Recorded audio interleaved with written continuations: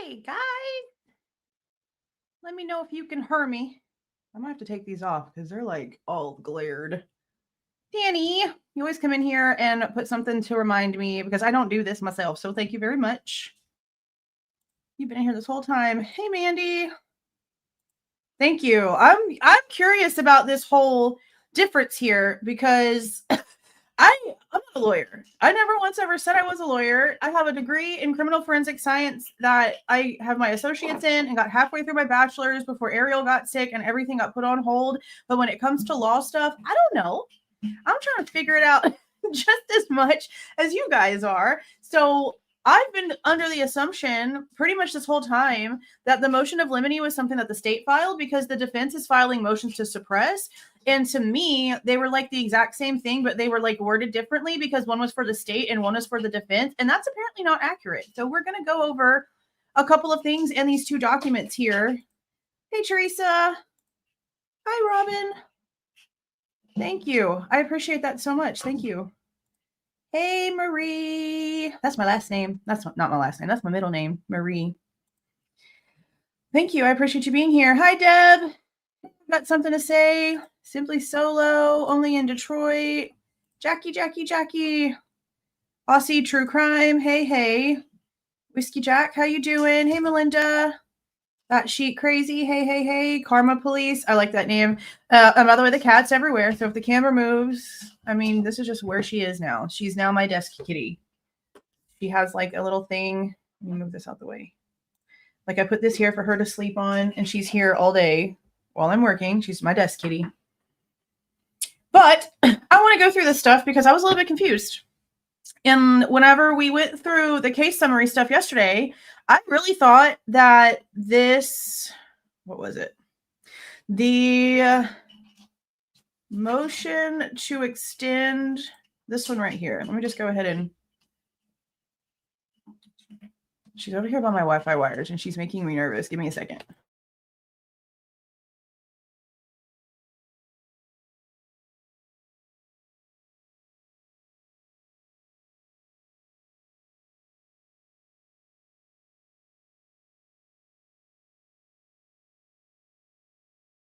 Okay, she really likes bottle caps, so I just had to like throw them across the room. We're going to go through these documents because whenever we talked about this yesterday, this is actually probably a reason that's going to like stop me maybe from like doing videos about incoming documents, honestly. Because I don't like coming out here with misinformation on, especially whenever it's on accident, like I don't like just saying something that's incorrect because I think that I am like understanding something. I thought when we were going through the case summary page that this was something that was filed by the state. And I was like, why the hell do you need an extension for the limine stuff whenever you've been telling us from the beginning that you were going to be getting rid of the DNA with a motion of limine? You've known about this for 2 years. You've had a million years to get this together. What could you possibly state need an extension for? But it wasn't the freaking state, guys. It was the defense. And somebody commented that they were like, the defense is the one who like actually asked for it because I didn't read the first document. I went straight to they freaking allowed it. And I'm like, why are they being so nice to the state? Because you guys know, I feel like the judge is helping them in their arguments. But I was wrong. The defense actually filed it and we're going to read it and then we're going to figure out the difference. And from what I can understand, motions of limine is sort of like whenever... Okay, let's say that he had, let's use this for an example. So example alert, I need a thing. Example alert. Let's say that Bryan Kohberger had committed a previous crime that had nothing to do with murder. Let's say it was like petty theft, okay? If that came out in discovery, a motion of limine would be filed in order for it not to be brought up in court because it's completely relevant to the certain like circumstances now. And a motion of suppression is more of a constitutional rights violation motion. That's how I'm understanding. But we're going to watch these two little videos I found together, and we're going to discuss and see if that's how this actually works, because there's a difference, and the difference is important. Hey, Caroline. Hey, Heather. Sharada Nicole. Hello. Susan, how you doing? I'm glad that you're here, Teresa. Yay, notifications finally worked. I think it was... I think it was you. I've got something to say that told me that they had to like unsubscribe. See, this is just glaring my face up. They had to unsubscribe and resubscribe because the notifications just were not working, which doesn't surprise me because I don't get notifications for like literally anything at all. Like literally anything at all. I like your name too, Crystal Hearted Dragon. Carly, hi, how you doing? Hey, Michelle. Hey, Dawn. That's my little boy's name. Got my little Dons. Oh, Zelda. Thank you, Rain. I appreciate it. Juliana. Who's a lawyer? I'm not a lawyer. Who's a lawyer? I don't know who's a lawyer. Not me. Kathy, Indie Zone. Is that who y'all are talking about? Yeah, I watched a couple of her videos.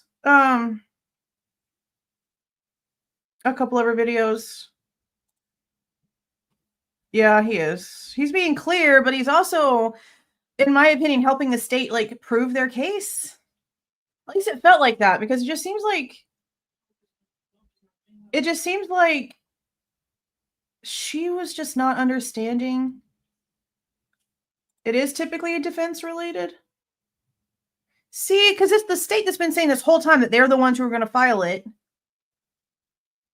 But I went back to my videos and I only found ones from like September where I actually used the word limine in the title. But I know damn well we've been talking about this for a long time. Like we've been talking about this for so long. Did it ever come out on what the prosecution filed, that Brady Giglio document? Not that I'm aware of, but I think that that's most likely part of the Frank's motion stuff. Heather. Springwater Pixie, how you doing? Hey, Kelly. She's going to do that all night, guys. CH, suppress is how you got the evidence. Constitution, limine is a type of evidence prejudicial outside the scope of trial. Yeah, that's pretty much it. But I was just really confused. I really just was for real confused. And if I'm confused, I know I'm not the only one confused. Hey, TK. So we're definitely going to go over these. And like I even had some person make a comment one time. I can't believe you have to look up a definition of a word. So unprofessional. Well, for one, baby, this is YouTube. Okay, this is YouTube. For two, I'm not a professional. I'm a freaking person with kids and a job and a degree that's not law. And I'm just trying to figure things out. And if I have questions, I'm going to show you guys the answers to the questions that I have, because if I have the question, then not every, somebody else probably has the question too. It's just like people complaining that I read documents. I read documents and I define things and try to make things clear. Oh boy, I'm such a horrible person. This is so stupid. But yeah, we're going to figure this out together. I guess she's just going to sit right here. What are you doing? Hey, Mish Girl. Valo Jackson. Hey, how you doing? Hey, Unravel. Broken 2 Savage. Thank you. It actually, look, I'm like really, see all my gray hair? Let me get closer. Can you see all my gray hair? Look, like everyone's like, oh my God, you look so young. No, I'm completely gray. I mean, throwing hints to see if they really are that incompetent. She is that incompetent because she kept not understanding that he was trying to get her to talk about how Dylan's general description needed to be in there to help with the timeline, which was so ignorant because she literally, out of nowhere, without Taylor even mentioning Dylan's non-recognition of Bryan, brought up the fact that Dylan didn't recognize Bryan. And I'm like, girl, you're just insane. Is that a type of cat? Doge de Bordeaux. Is that a type of cat? I don't know what that is. I really want a Maine Coon, but they're so expensive. Grizzly True Crime has gorgeous Maine Coon cat. Coffin Gagger said you can't get DNA off a car door handle. Well, that's why she's ex-FBI. She's dumb. So stupid. You literally put your entire freaking hand underneath a handle. Yes, you can get massive amounts of DNA. She's so beyond incorrect. The fact that she was a Fed. Was it June 2023? See, that's a long time. And that's what I've been saying this whole time. Why are we arguing with this? They said they were going to get rid of it. I mean, I think it's a great fight because the IGG is literally like the biggest cluster F in this entire situation. And like I said, they've been wanting to have the IGG excluded from everything since Don Daniels, since before Bryan even got back from the arrest and got back to Idaho. There's a reason. There's a reason. Yeah, I actually like try to make things like make sense. And I can't stand the law. Like I can't stand the law just as much as I can't stand the way that the medical stuff is, because it's just a bunch of crap. Hey Noodles, it's just a bunch of crap. It's a bunch of English words that don't need to be put together to make it sound like it's probably more important and more special than it really, really is, just to make things complicated and make all these little subsections of things have to happen. Oh, they are dogs? I have 2 border collies too. They're really crazy. Can't really have them around the cat though, because she's really, really crazy. And my boy dog, he doesn't know how to feel. So he kind of just like looks at her. He hates whenever she's in the room, because I have to go put her in the room where her litter box is a few times a day so she can go to the bathroom, and then I bring her back in here with me. And every time she's in there, he sits in there, like sits at the door, basically just like hating the fact that she's in there. But then the second I bring her out, he's just like, he don't like her. A 15-year-old kitty cat? Oh my goodness. Hey, Crossroads. Your username is reminding me that I have to adult this weekend and handle taxes. It's crazy. Crazy. I know, like, I just want to know what things mean. I just want to know what things mean. I don't like feeling confused. I don't like the fact that all this law stuff is so insane and half the time makes no sense. Hey, Phonetics. Hey, Yazelia. Yazelia? That's cool. So we're going to go ahead. Hi, Marie. Can they subpoena the FBI? I'm hoping that they did. That's why I didn't understand that thumbnail I told you guys about, I guess a week or so ago, of Forensic Frenzies. Talking about how pro-burgers, I can't stand that word, said that the feds wouldn't show up. No, we didn't. We just want to know what they're hiding. I commented on a video from yesterday about an article I've never seen with lots of names I wasn't aware of. An article, or y'all talking about that Tell It to L video? That's what people today asked me about that, and I went over there and looked at it, and there's a video that Tell It to L has on her channel, and it's apparently of a guy that walked into a sheriff's department in North Carolina and like gave a bunch of names and said that he like knew who was involved, and it was like not even 2 weeks after the crime. I'm gonna look into that. I know a lot of, people, I don't have a personal preference on anything, but I want to know where that document came from, because if it's legit, I'd like to know about it. If something else came from it, I'd like to know about it. But I'm not going to just like come out and put a video out until I know stuff about it. I have screenshots of the document that she was talking about, but I need to do some digging on that. And that's the only thing I've seen with a bunch of names that I haven't heard of. So I don't know if that's the same thing that you're talking about, Carly, or if it was an actual article. I'm going to have to go back. I might have to go back. Okay. Let's look at these documents real quick. So this is where it is Bryan Kohberger's people asking for the motion in limine to be extended. Oh, I gotta be able to read this. Let's see. Can I make this bigger?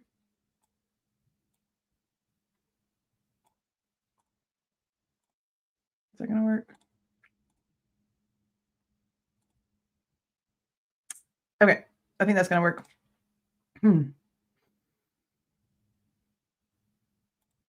Oh. That actually explains a lot. That explains a lot. But yeah, we'll see. Anyway, this is the document.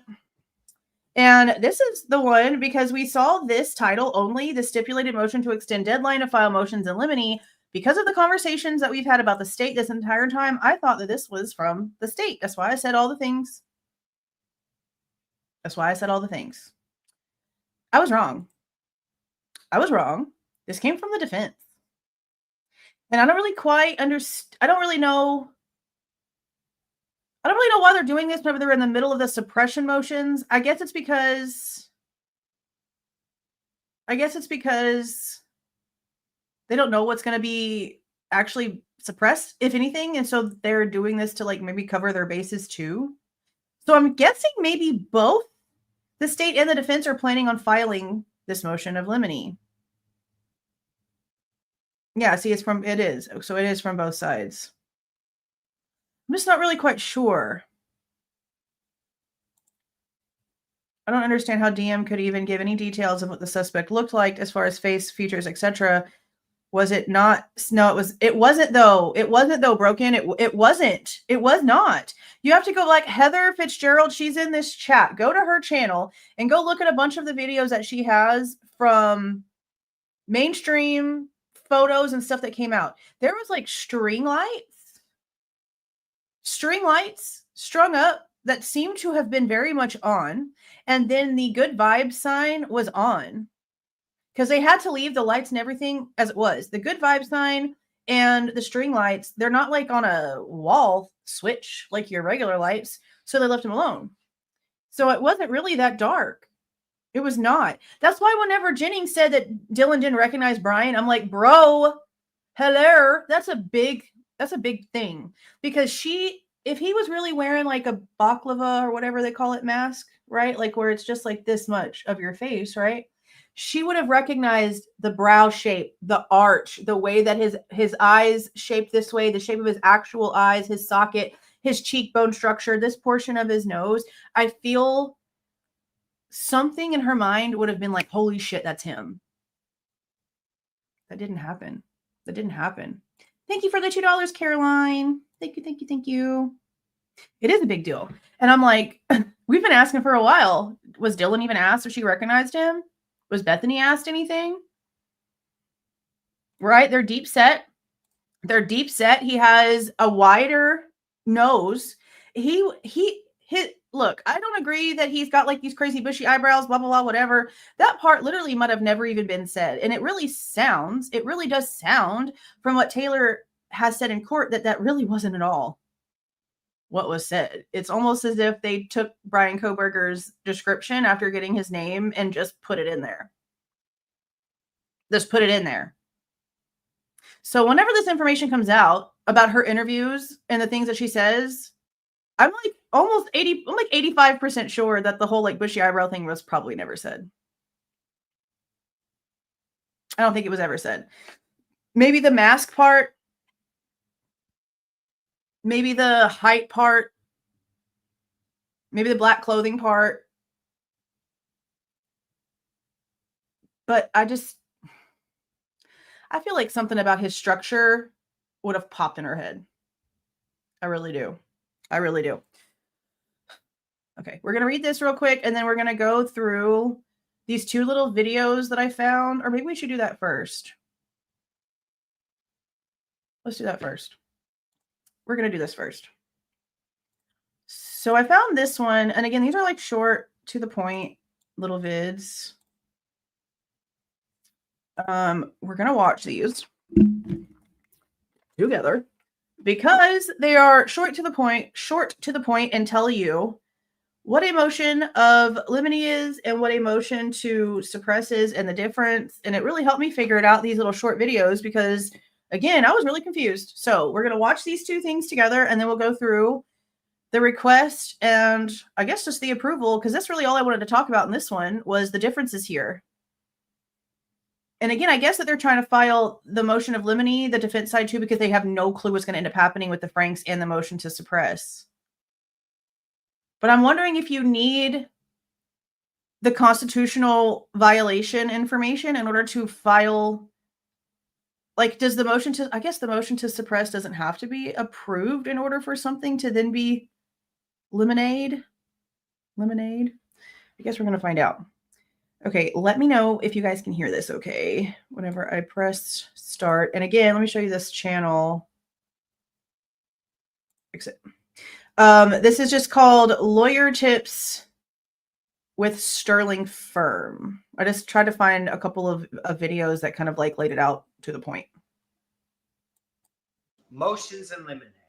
A motion in limine is a request by a party to the court for an order to limit or prevent certain evidence from being presented by the other side at trial. Generally, this motion is filed before trial, but a motion may also be presented during the trial before the particular evidence is presented to the jury. The purpose of a motion in limine is to prevent irrelevant, inadmissible, or prejudicial evidence from being presented to the jury. So like I said, the example that I've basically gotten that I'm turning into an example for this is, again, example. If Bryan Kohberger had committed a crime, like let's say petty theft, and that got found out, then a motion of limine, which I thought it was limine, but everyone is saying limine, like making it fancy. So limine, they would file that for the petty theft to not be brought up in court. The problem is that I don't really quite understand how this is something that can be done like at trial, which is also something that they've said, that basically a lawyer that's cross-examining a witness or whatever, like speaking in court and to the jury, can mention something and then it can be objected to and a sidebar can be taken and an oral motion can be given for the motion of limine. But then you're supposed to just expect the jury to like forget that they heard it. And that's the same, like that doesn't work for me at all. The same exact way that Dawn Daniels putting all the IgG information in the search warrant for the apartment and then putting in her supplemental thing. Hey, I'm asking you guys to forget all about the DNA. Don't even think about the DNA. Just put your hand over the DNA and IgG information as you're signing this and pretend like it's not there. You can't. Once you've put it in somebody's brain, humans aren't just going to be able to like drop it. So I don't really agree that this is something that can also be done at trial, because if there's a jury, they already heard it. So hopefully they get this stuff figured out now, because I don't personally know. I mean, that's cool. That's cool. They can be instructed all they want to, fake Detective Mallory, but you're human. Exactly. Bam. You cannot unring the bell. I don't give a damn that a jury is instructed to forget that you heard about him stealing something from Target. Okay, I don't give a damn. You're human. You know damn well he done stole something from Target. You're going to think, oh, it's just escalation. That was just step number 1. You can't unring that bell. Once it's been said, it's been said. Most objections to the admissibility of evidence are asserted at the time the evidence is offered at trial, allowing the jury to hear the question and the witness's answer prior to the objection, or even allowing the party's attorney to refer to the evidence at issue in the opening statement. See, it can be done literally in front of the jury, and then the jury has to watch the two sides bicker about it in court and decide whether it's relevant. That just sounds like I don't even understand why the system is like this at this point. I really just don't understand it. I just don't understand it. But that's pretty much all he says. Is just in the beginning of that helped me like understand what that portion was for. So now let's listen to the differences for the motions to suppress, because this is the one that is about the constitutional rights violation. And no, it's kind of funny. There's somebody that keeps coming in my comments. Why so something? I don't even care enough to remember the freaking username, but they keep like hounding down about how none of this is actually a constitutional rights violation and that I need to stop just repeating what the defense says. And I'm like, hello, did you not hear Judge Hippler literally state right there in court that it sure sounds like that's exactly what happened? That's what the evidence is pointing to. Like, it's guilters like that I don't understand. Like, it's literally being said right to your face that this is a constitutional rights violation. The judge is now saying in court, well, that's what the evidence is showing. And you just want to just act like it's not true because you don't like the fact that it might actually be real, that they've actually flopped the shit out of this case. Sorry that you don't like it, but it doesn't make it not true. Doesn't make it not true.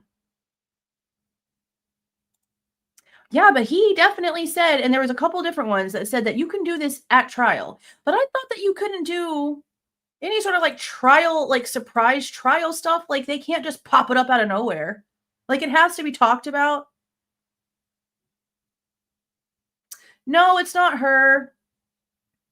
It's somebody that's faceless, and it's just like a W and a little purple circle. But that's all they ever say. I can't tell whether it's dude. I don't know. Well, then what am I incorrect on? Who's incorrect about anything?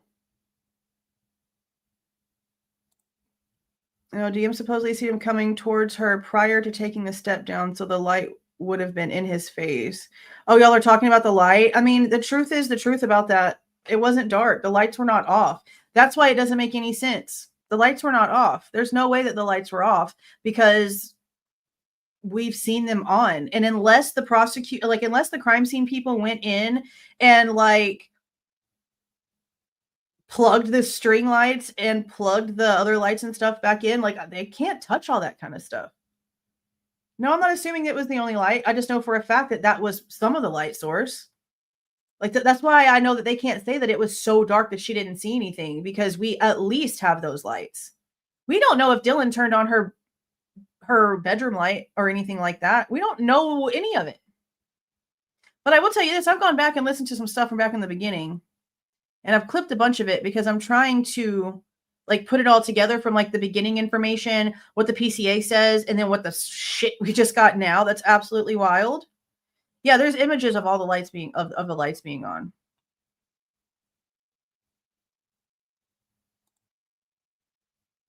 He does say that? Okay, let's finish listening to it then.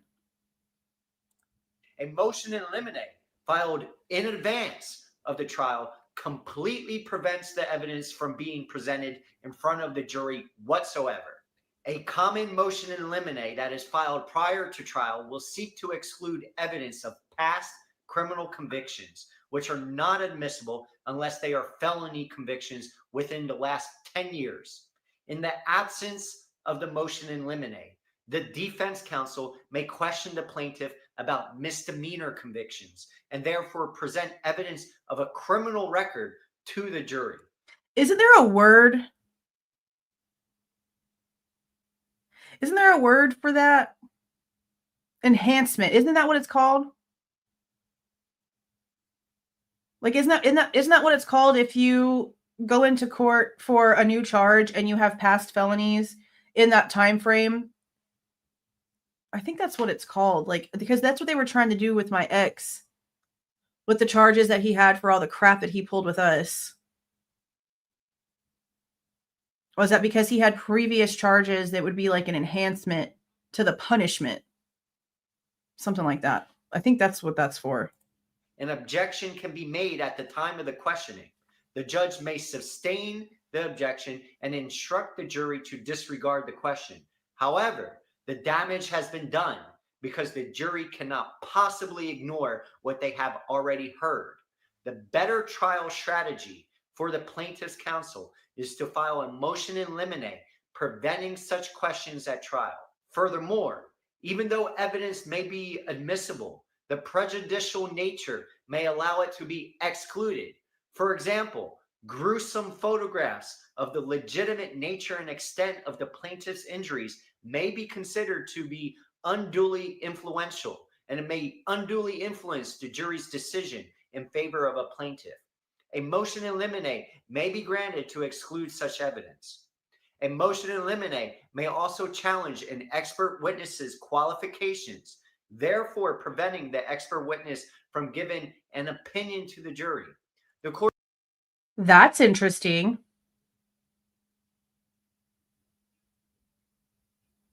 That's interesting. So not just to hide a previous charge or something like that that doesn't have anything to do with the case, but also to stop an expert witness. Listen to that part again. Clicked on the wrong thing. From giving an opinion to the jury, therefore preventing the expert qualifications, therefore preventing such evidence. A motion in limine may also challenge an expert witness's qualifications, therefore preventing the expert witness from giving an opinion to the jury. The court will set a hearing and decide this issue prior to trial. So that must be what they're planning on doing, I think, in April. Is it April? I'm going to show y'all the new, the new schedule, because they have a new schedule now since they did this. Let's see.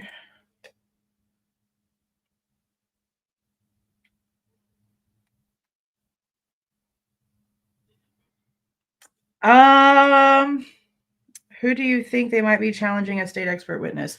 So I have a buddy who I can't really like get into too many specifics about what he does, because then they might figure out who the frick this is. But he knows a lot of people in Idaho because he's helped train them in something. I guess that's about as far as I can go with it. Anyway, he tells me a lot of stuff.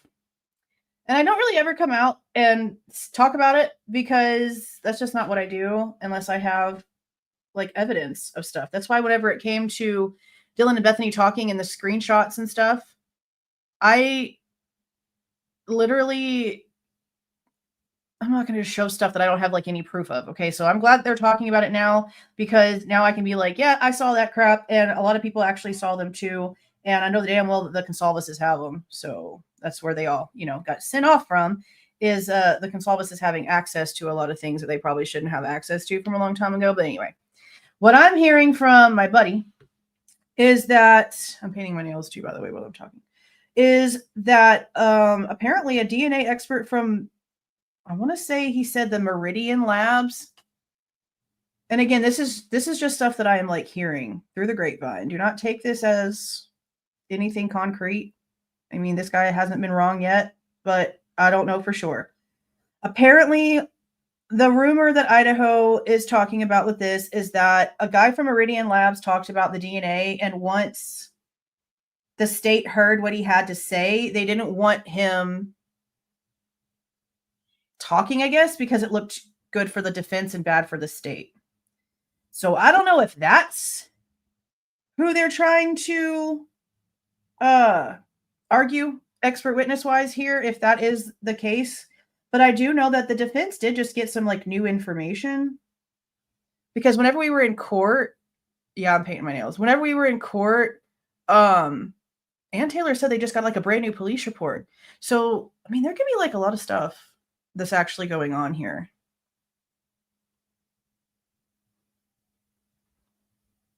Y'all don't argue. The light thing doesn't make sense either way, but there were lights on. There was at least string lights on and that good vibe sign, but it's not something for you guys to be getting into like a actual hardcore argument about.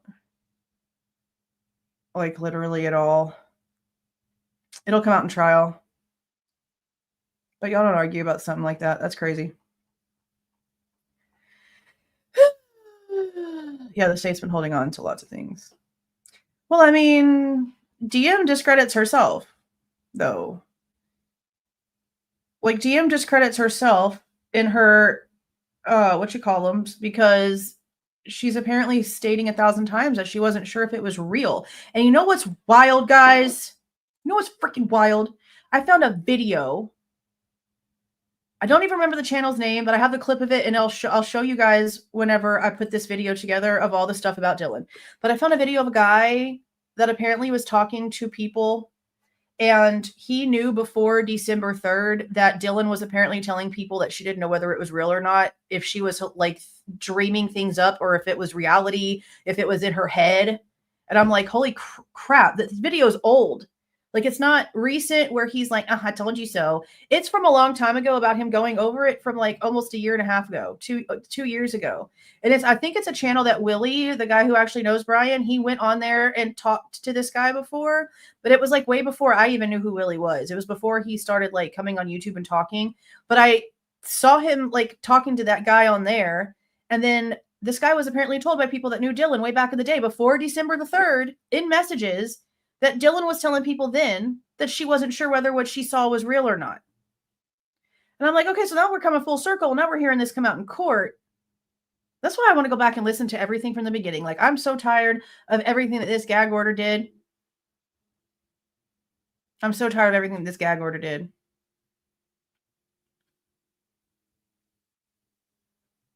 It's absolutely wild. Makes no sense. But I have clips of it. So I'll show you guys, and the link for that channel will be in the description box whenever I do that video. But I can't remember off the top of my head right now who it was. It's a smaller channel. I think he's an ex-cop. Crime something with CD? Something like that? I don't know. Something like that. But he had gotten information, and that's what it was. And this is an older video. I was like, whoa. Like, maybe she really is for real. But that still doesn't honestly take away anything when it comes to like innocence or guilt when it comes to Bryan, at least in that aspect. Like, even if she didn't remember if what she saw was real, that wasn't what Jennings was trying to get at about like, how can I put this? Okay. The same way that I don't think that the headphone jack situation in Richard Allen's case proves innocence or guilt, this situation of if Dylan actually saw somebody or not doesn't prove either way either, because she is already saying she didn't recognize Bryan. So, I mean, yeah, that kind of proves that whoever it was didn't look like Bryan, but it doesn't really do anything either way, I guess is where I'm coming, is what I mean. It doesn't do anything either way. Bro. Dude could have said, it's okay, I'm going to kill. Yeah. That's possible. I mean, we don't really know. Barbiturates, possibly, because we have no idea where she was, what she was doing. None of the things. So that's wild too.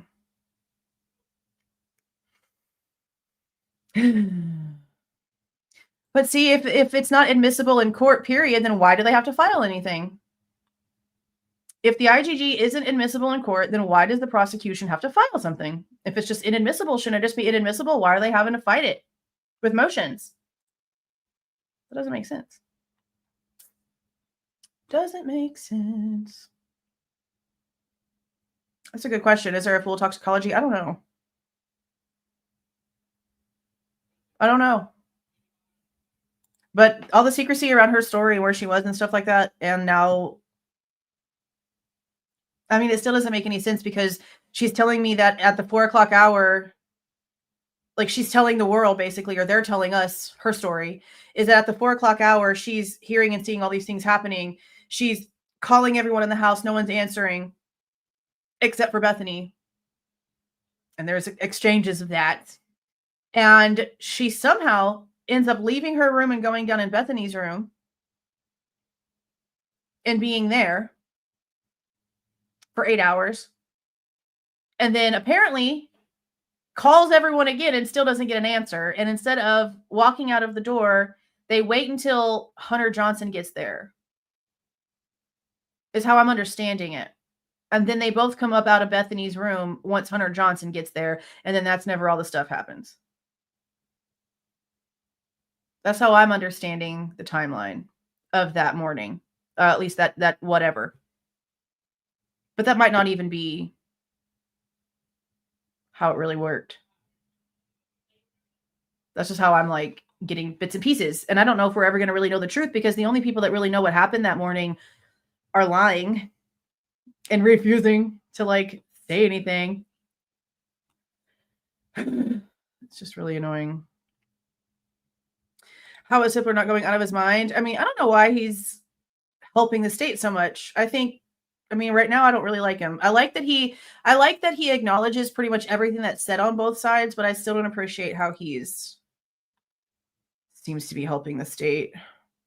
Yeah, and see this part right here, knowing damn well that they have an unidentified male DNA on the handrail of a step on a step, that now we're hearing that intoxicated, inebriated, hallucinating or not, Dylan claims multiple times that one of the victims was running up and down the stairs for their life. I mean, she's not saying for their life, but apparently running up and down the stairs.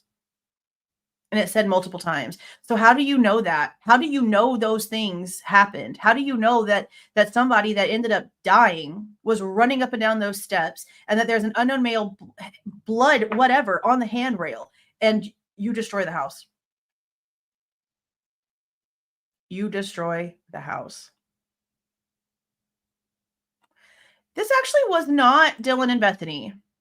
This was not Dylan and Bethany. I believe it was Bethany and another person. But it was actually not Dylan and Bethany that got those tattoos. See, okay, so this is something, let me get rid of this real quick. This is something that I had heard in the very beginning, and this makes a lot of sense to me. This makes a lot of sense to me, because if Hunter Johnson did show up and then got the door open to Xana's room, saw what happened, and yelled, "Get the F out, call the cops." I've also heard it from the Goncalveses, like in interviews. that one of the roommates did try to call 911, but was hyperventilating on the phone and couldn't get anything out and ended up like passing out instead of being able to talk to the dispatcher. And that a bystander is who picked up the phone, and that's why it was an unconscious person on the call. But that doesn't make sense once we factor in the stuff about Hunter Johnson that we heard from Christy. Because there wouldn't just be some like random ass bystander. It would have been the friends that were summoned, not a bystander. But we also heard that a neighbor was saying that front door was wide open for hours that morning before the cops were called. And that's something else that I'm still trying to dig up and find. Because I don't know how we have so many stories, because they all contradict themselves. They really do contradict themselves. Like, I understand if maybe they like ran out because Hunter J like freaked out, told them to get the F out, call the cops. Because we know that the 911 call was made by a roommate's phone, but we were also told that it happened from inside the house. And that's another part that is misconstrued or maybe just not being told correctly, because we're being told also that they like ran out of the house and called 911. So I don't freaking know. We don't have any proof that anybody was over at the house at 8:30 in the morning. If we did, trust me, you already know I'd be all over it. That's why the stuff with WSU Kim drove me insane, because that story about people knowing ahead of time and there being some crazy shit happening and there being like all this 8-hour delay, it made a lot of sense, but there was no proof. No proof of anything. Just a bunch of talk. They don't do that. I've never, ever once, unless it was a celebrity, seen bodies being moved. And I think the last time I saw bodies on a stretcher, it was Anne Heche. I'm just saying. I never, ever, ever, ever. Whenever they actually, there is footage, I think that Heather has it, and it's of a news correspondent standing outside of the house, and it's after dark, and you can sort of see in the very background, if you pay attention to the shadows of the people coming out of the King Road's like front door, you can sort of see that they're carrying out some big stuff, and they're putting it in a big truck. So that could be them moving the bodies, but I have never seen a crime scene where the news people were just able to watch the bodies be moved out of the house. That doesn't happen. That does not happen.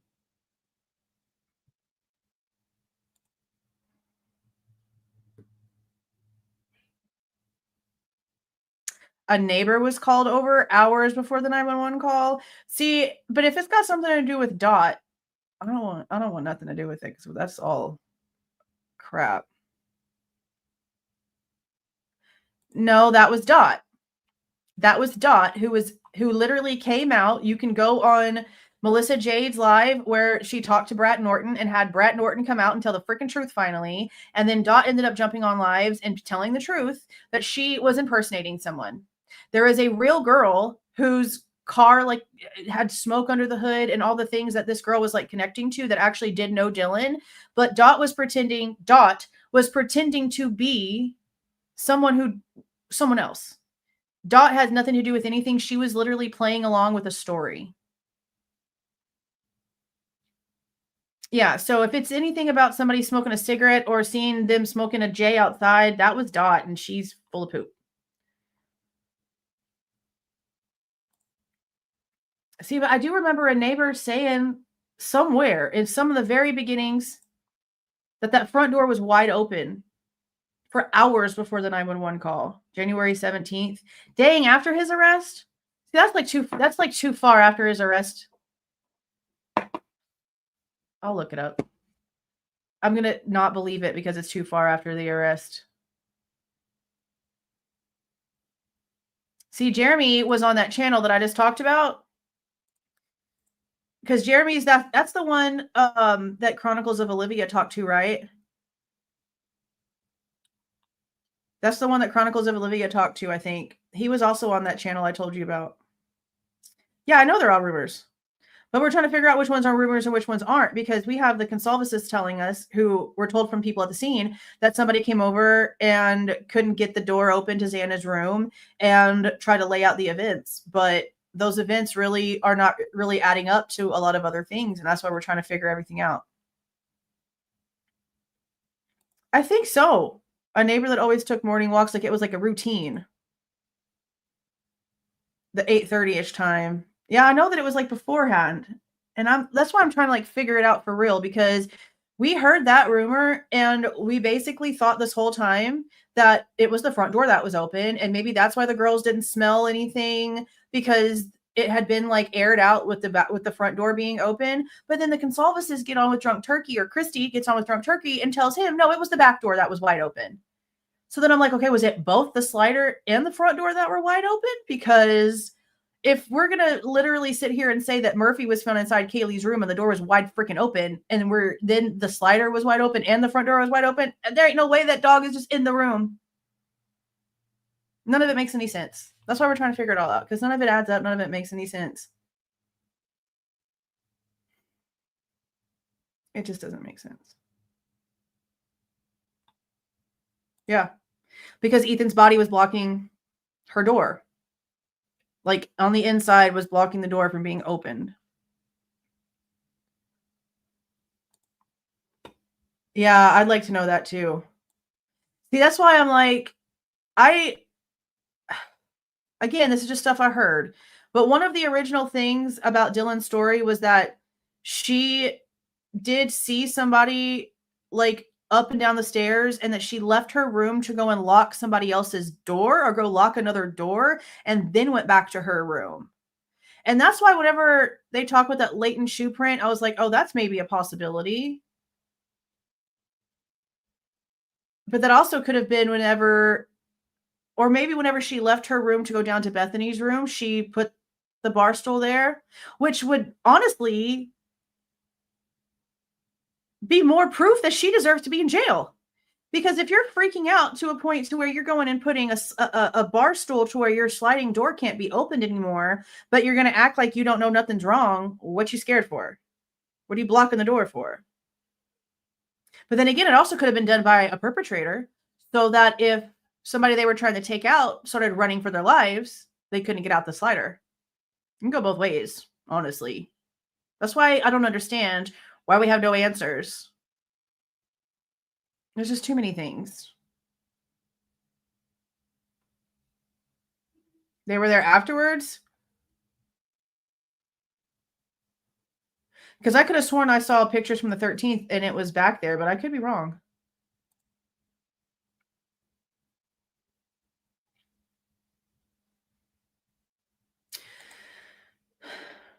She gives a statement, says she's Dina's best friend and was there before the 911 call. Well, see, there's names. I believe there's 4 girl names and 2 boy names that are circulating around for who could have been called over. And we know from Christy that Hunter Johnson was for sure one of them. We just don't have any proof of the rest of them. At least not that she said. So I don't know. But if she did leave her room at any point and lock a door or do anything and then go back into her room, and it was an action that proved that she was trying to protect something, to save something, because she thought that something else was going on. She's calling all these people, not getting an answer, seeing people running up and down the stairs. I'm going to say running for their lives, because what else are you running for at this point? And then 8 hours goes by and you make all these other phone calls and nobody answers the phone and you still don't call 911. There's like no getting out of this. There's no getting out of this. Like maybe Bethany in the most innocent sense that it possibly could be. Bethany, out of the 2 of them, would have been like the one least likely to hear stuff. Even though we do have a camera picking up noises, I feel like she would have been the one least likely to hear anything until Dylan starts tripping. Because they have text conversations. They're talking to each other via text. And then she ends up in Bethany's room. So at some point, Bethany is made aware. If she's not hearing shit, she's made aware by Dylan. So collectively, just both of them decide not to call the cops. Collectively. That's one of the names. which makes this even more insane because if both hunters were there, did Christy Goncalves purposely not mention to Daniel on Drunk Turkey that Hunter Chapin also was there? That he was also one of the ones that got called over because he showed up with Hunter Johnson? Because that's the story. That's the story that I've heard. Now, unless Daniel just chose not to give that part over, I don't know. I don't know.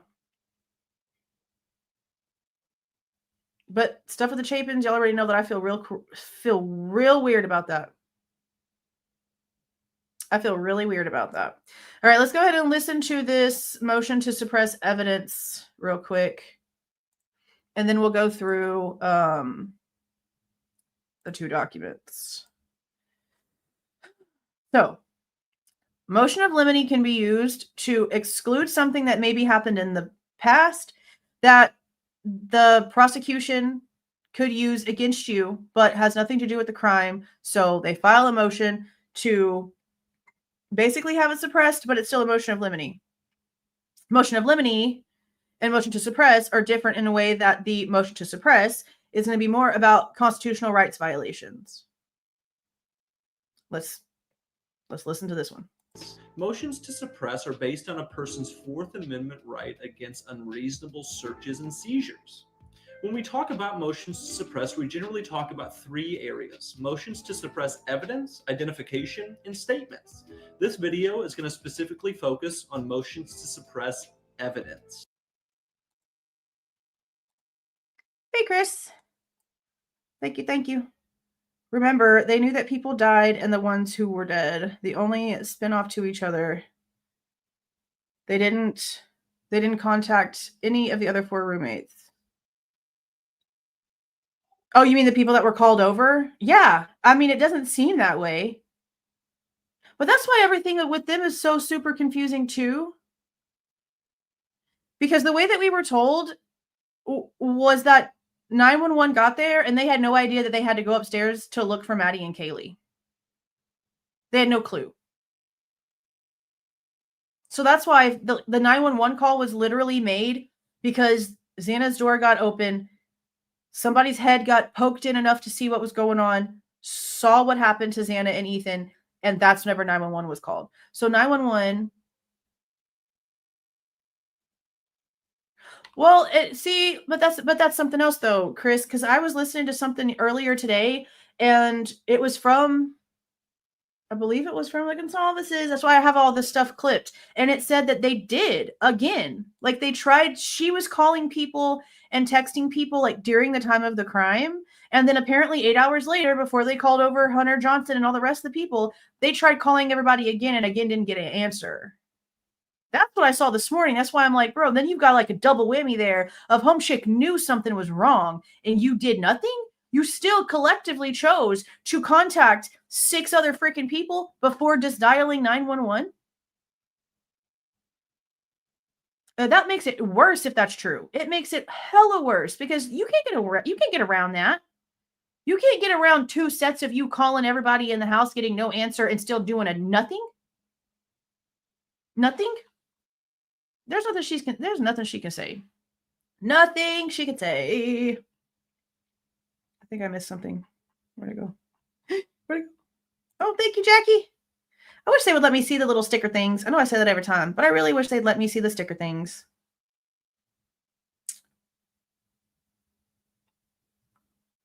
But see, one thing else I would like to know about this is if the 2 hunters and the 4 girls were already together and then they came over to the house together, if that's the 6 people, or if they were called over separately.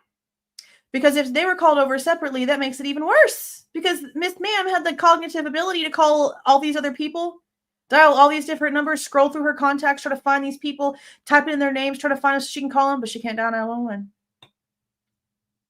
Can't dial 911. Both times.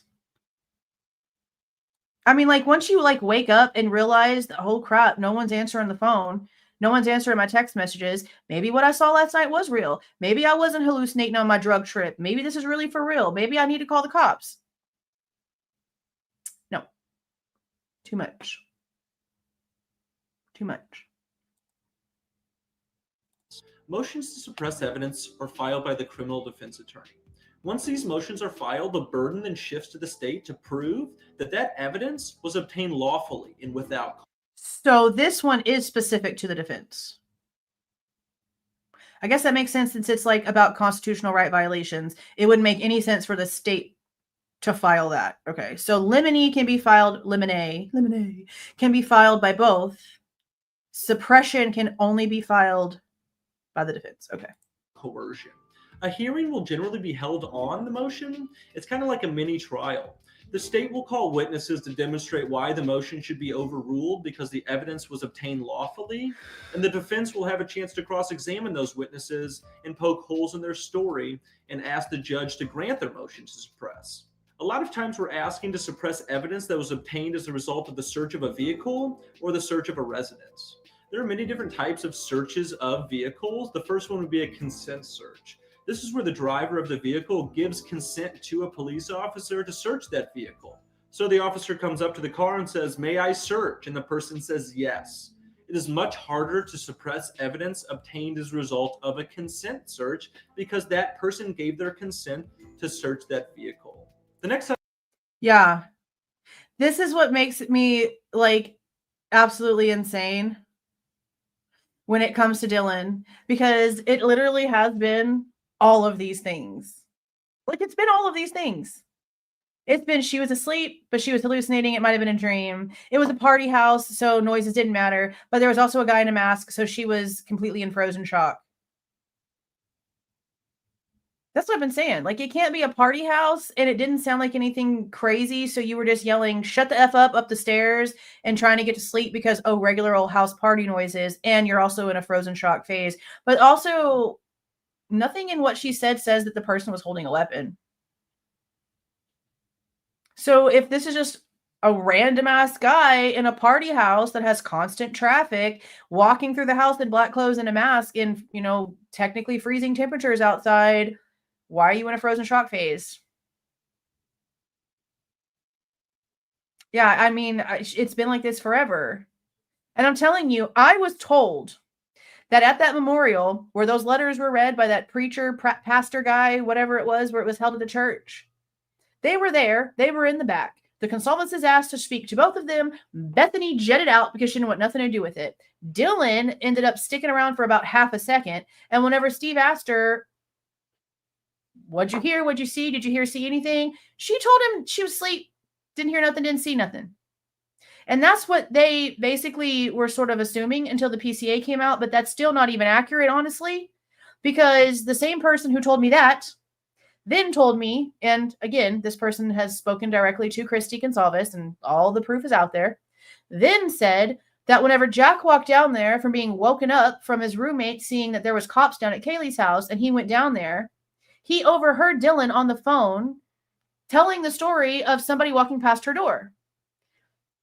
So she did see something. She saw somebody walking past her door in a mask wearing black. But then she told Steve, "I didn't hear anything. I didn't see anything. I was asleep." No.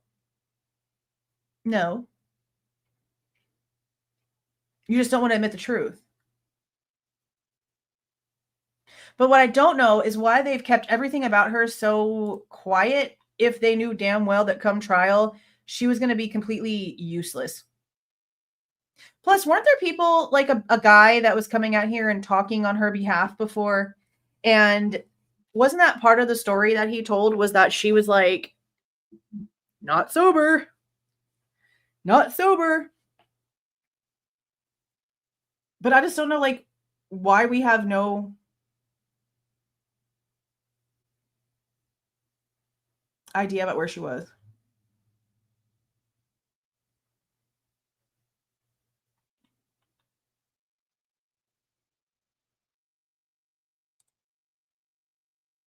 No.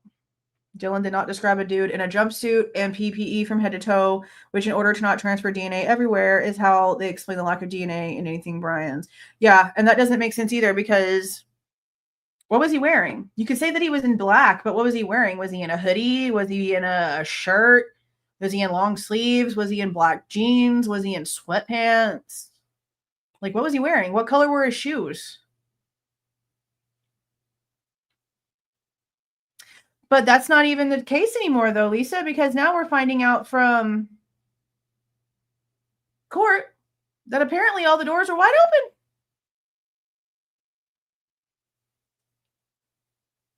Did they? Because I thought we got like the overall coverall situation from like the receipt rumors and stuff. They might have. I mean, I don't know why they wouldn't have. I don't know why we don't have a sketch.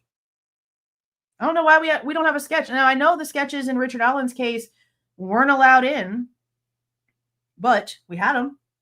And one of them couldn't see the dude's face. Like, you could just see this part.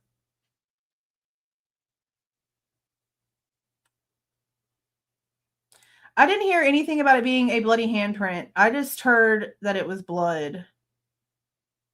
Now, then again, there's been some stuff in these hearings that I have not heard. And I'm being told about it, and I'm going in and I'm grabbing it and making videos of it because it's stuff people have questions about. But I don't remember it saying it was a handprint. I remember that it was just unknown male D blood on the handrail.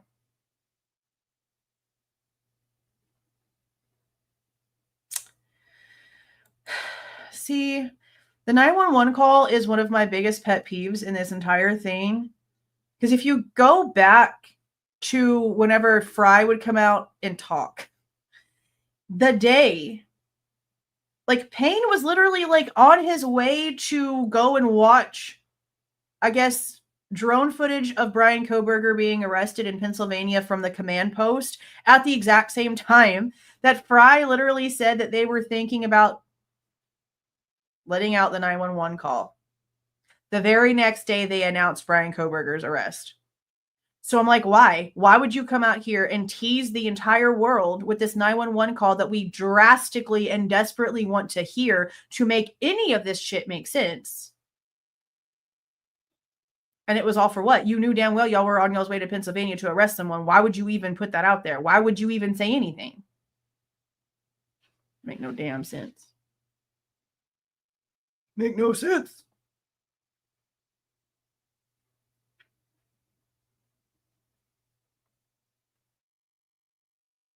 I just don't get it. Just don't. I just don't. All right, let's finish listening to this little video because this is what I wanted to show you guys. Just so that we have these definitions out here because I was confused. I know I'm not the only one. So we'll finish this little video real quick and then we'll go over those two docs. So I can get this back right.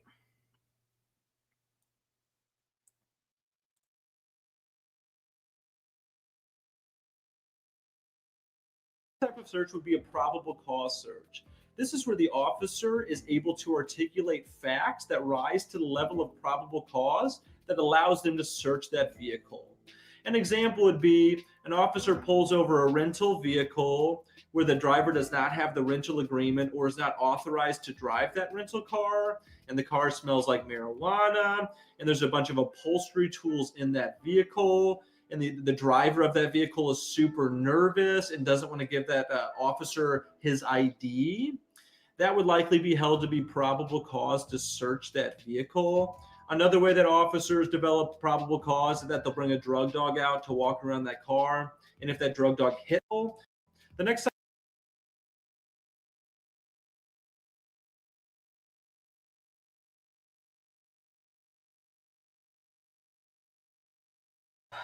Okay, yeah, he's just talking about probable cause at this point. So let's go ahead and look at these docs real quick because, like I said, I really thought that it was the state. I really did think that it was the state. So this was filed. This is the stipulated motion to extend deadline to file motions in limine and filed by Bryan. Comes now Bryan C. Kohberger by and through his attorneys of record and with a no objection from the Latah County Prosecuting Attorney's Office, and hereby moves this honorable court for an order to extend the deadline for both parties' motions in limine. The court's October 9th, 2024 scheduling order established motion deadlines for motions in limine. This motion is made on the grounds that the discovery in this case is extensive. The defense, although diligently working, has not completed review of all discovery. The state received defense discovered on January 9th, 2025. Additionally, the parties have recently exchanged expert disclosures, and additional time is needed to identify and prepare issues for filing motions in limine. The parties have discussed additional time for motions in limine, and the parties proposed the following schedule. And this really is like the exact schedule that he ends up giving them. February 24th, responses by March 17th, and then replies to those responses on March the 24th. The parties note that the deadlines above propose a 2-week extension for the initial motions and responses and a 1-week extension for replies to allow more time for the court and staff to review. The above schedule allows the parties to maintain an April 3rd, 2025 hearing date for the motions. However, the parties will be prepared for hearing at such the time the court deems appropriate. Now, this part right here is important. The state just received new discovery. No, other way around. The state received the defense's discovery on January 9th. That's that defense's supplemental response thing that we talked about beforehand. So I guess they're giving them time to look over that. And since they do have the expert disclosures, which again, according to the defense, almost everything is blank. Like there's no opinions. What was it, like 5 out of 25 actually had stuff? All of the rest of them, there was no opinions, there was no reports, there was no analysis. Nothing.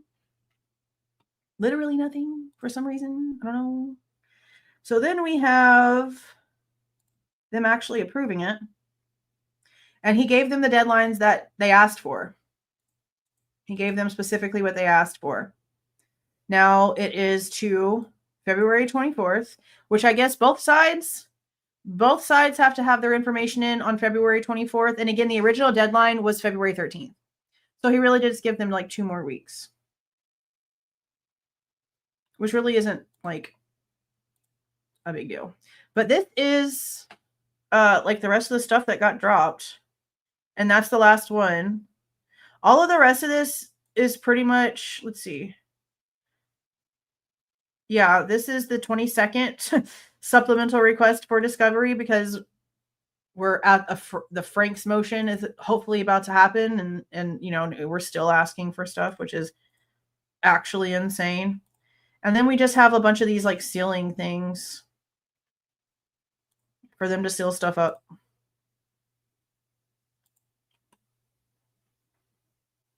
And that's pretty much it.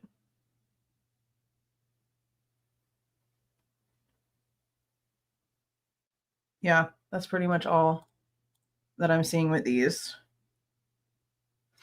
Pretty much it.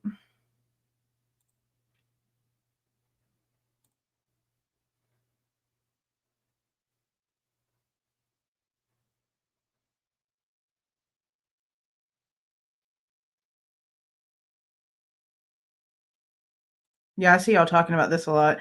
I think it probably was Ethan talking to Xana.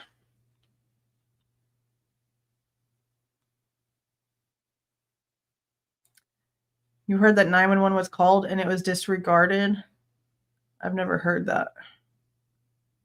What we came to a conclusion of on this channel was that after going through like protocols and procedures for dispatch, that if they can't get some sort of clarity within the first like 10 or 15 seconds about what's happening, then they just send out the police on an unconscious person or unresponsive person. I think it's unconscious person, just to get the ball rolling. And then it changes after they have the facts, which is again something else. And I'm like, okay, which is it? Was somebody actually freaking passed out and somebody else had to grab the phone from them and be like, hey, this chick just passed out?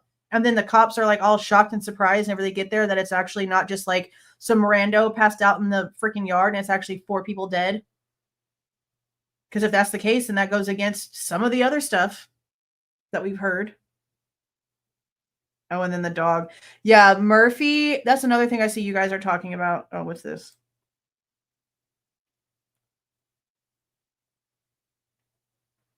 Is that in this case summary? Let's see. Deb says on 129.25, notice of filing list of stipulated exhibits for motions to suppress and motion for Frank's hearing. I don't see anything in the docs themselves. Here, I'll pop the screen back up. And I will, oh, let's see. It's opening back up to where I saw it.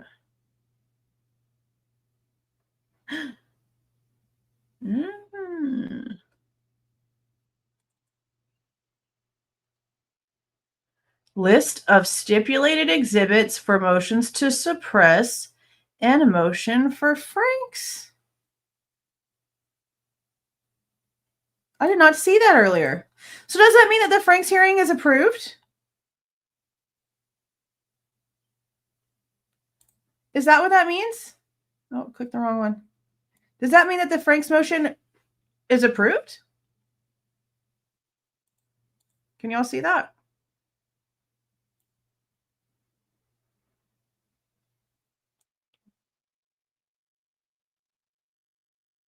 Like a second? List of stipulated exhibits for motions to suppress. Unless it was for beforehand. See, yeah, it had to have. Because I sure the shit didn't see this. But I don't know if that means that they are sealing things that were presented last week. Or if this is something new. I don't know. It does. It reads like it's possibly approved. I don't want to jump the gun, though. Yeah, because I didn't see that. I didn't see that before.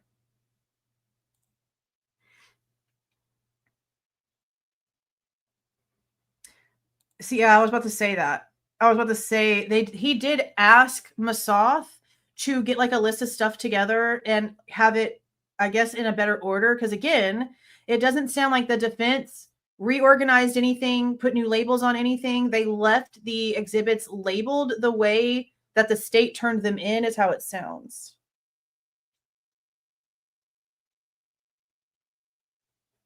Well, I mean, yeah, I know that it's a motion thing, but I don't know if it's like something they were trying to file like ahead of time before they get to that point. So to me, it's probably more, where's that? It's probably more this one.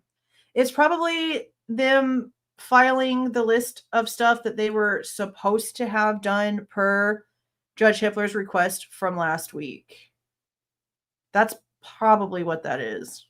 Because that'd be a crazy way for us to find out that they did the Frank's thing, but I don't think that's it.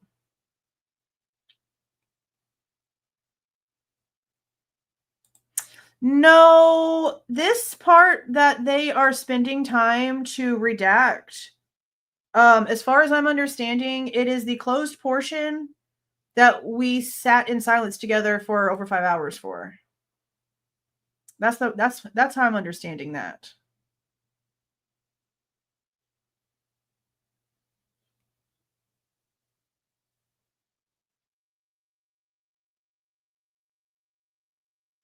I just don't know, besides like the people's names that are like family members. And honestly, why do any of those family members' names even have to be talked about? Like, unless they were there at the crime or were physically with Bryan in any way, shape, or fashion, I just don't really know why they would even have to be spoken on so much for there to be redactions of people's privacy, which again, I found it interesting, this comment. I wish I would have taken a screenshot. It's not my comment, but they made a really, really good point. It was a video, I believe it was like a mainstream video. I think it was mainstream video, but they made a really, really good point that Judge Hippler sits there and says, you know, why should there be any sort of like, I guess, expectation of privacy when it comes to this kind of stuff, while they're also wanting to shut down everything because of privacy for other people. And I'm like, oh, you're right. Like they're saying, there shouldn't be an expectation of privacy, but yet you're wanting to make it real private. I was like, wow, they really are being completely redundant, aren't they?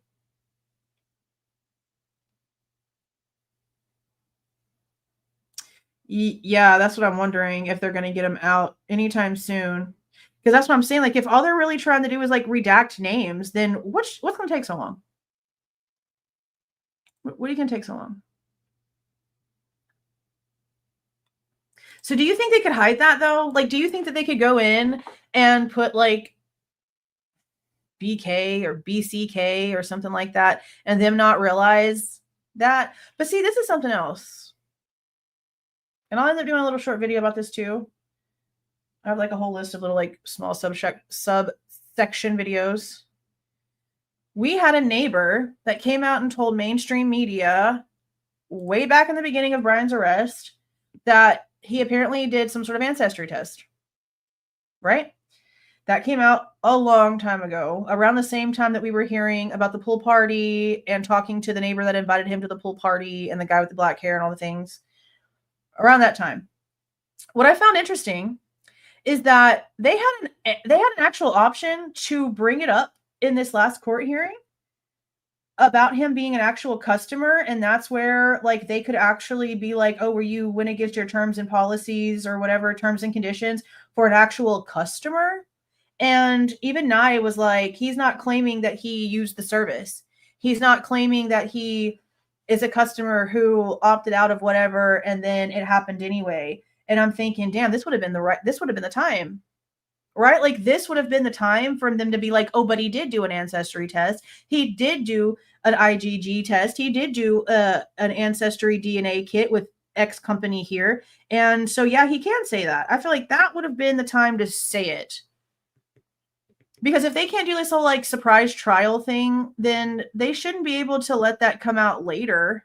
Right? Like if he actually was a customer of the DNA stuff, wouldn't they have said it? I feel like they would have said it.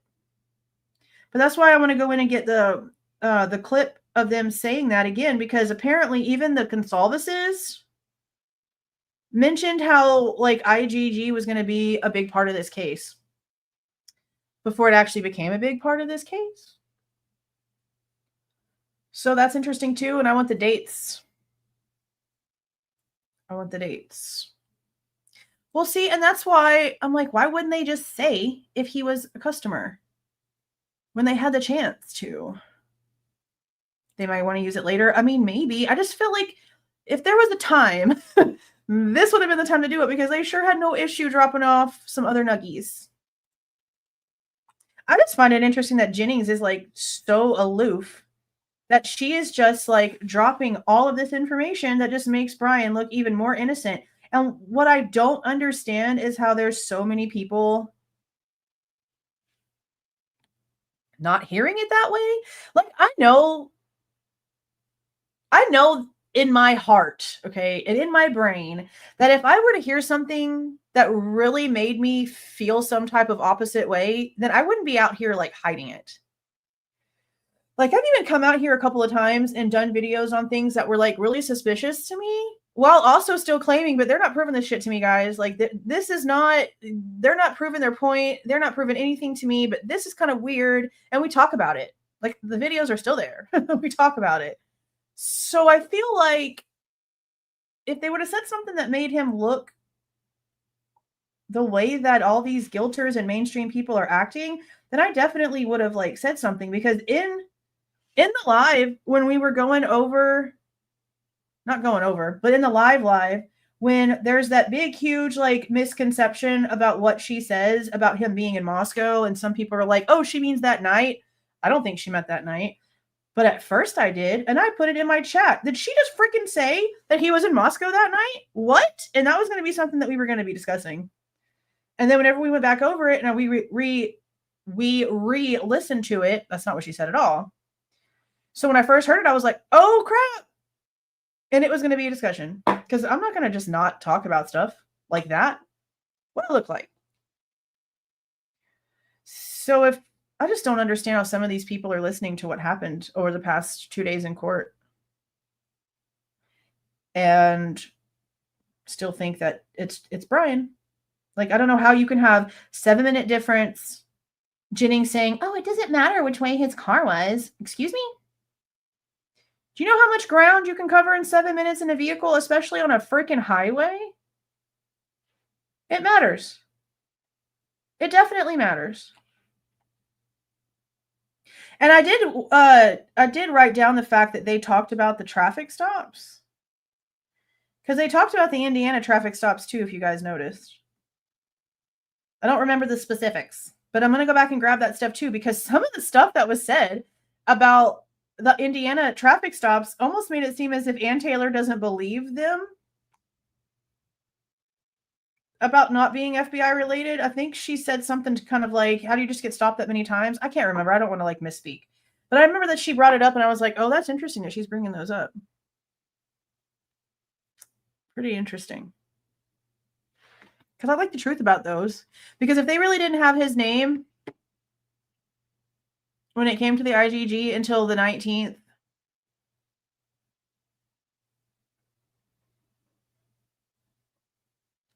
why are they pulling him over twice on the 15th? Like the feds coming out and taking responsibility for it and then retracting it 2 days later. I mean, I agree. It does matter. That's why I don't understand how Jennings is allowed to come out and be like, oh, it doesn't matter. Yeah, it does. No, it's not the timestamp. Okay, the way that Taylor said it, and again, going off memory, the cast report says one time. And whenever the cast report information was taken by, I guess, Payne and or Blaker and or both, and turned into the PCA, that the time that they put in the PCA for whenever his phone went off network is 7 minutes different than what's actually listed in the cast report. Hey, Mouse. Hey, Pin Dizzy. That part too. I find it interesting. And I mentioned this in my comparison of the two PCAs. I find it interesting that when it comes to his background, what he's in school for, all the stuff, the only thing it says about his employment at WSU is that he was currently employed. At the time that the PCA was being written, he was employed currently at WSU. But when it comes to he's a criminology student, he has this, he's doing that, whatever, it's coming from the job that he applied for. They're getting the information from Pullman PD about what he goes to school for. The only part about WSU is the fact that he was still employed. Everything else is from the cops. That's why I'm like, okay, well then how are you going to just expect people not to think that he didn't get hired for something? So I don't know. Are there 3? I don't know if there's 3 because I've been understanding there's 2, and then Jennings said that there were 3, and home judge was like, "Oh, don't say 3 because if you say there's 3 towers, I have to grant the Franks motion." He said that. Like he for real said that. Right, but the cannabis shop is not Bryan's car according to Taylor. They've already said that's not his vehicle. That was specifically stated in court that that's not his car. And it's just like the car in the PCA where they're doing the 3-point turns and all the boo-boo is apparently not on any other camera. Not on any other camera. They put another one? I don't remember the specifics. I do not remember the specifics. What? What you mean? Police insurance on his car. Girl, don't make me start going down a bigger rabbit hole. How do we know that? I know that in the Pullman stop, if you go slow enough, you can see the name of his insurance company. That's a cop insurance, girl. I'm about to have to go and do some more digging because that's going to be some turning point there if that's true. You saw it too. I did see it said something about California. Man!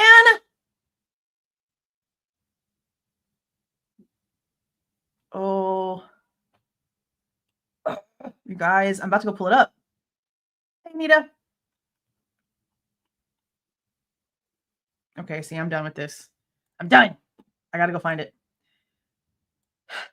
I went back in there, and you know what else is wild? And I had I'm trying to think while I'm moving because I'm pulling up that damn traffic stop. Y'all got my brain going everywhere. I remember seeing that. And I was like, California? Why do you have California insurance? I didn't think to look up the name. Man, if that's like legit, that really blows my mind. Like, y'all are about to flip my brain all over the place if that's legit. Okay, Pullman, pull over. Anyway, if you listen to the dispatch, is this the full thing? If you listen to the dispatch, and I'm going to try to see if I can get it to play it here in a second after we look at this ID card. If you listen to, there is a stabbing called in over dispatch. Like as she's getting the information from dispatch about running his car information, a stabbing comes in over the dispatch. I'm going to play it for you. But yeah, I found it wild. So let me see. Let me get to the point.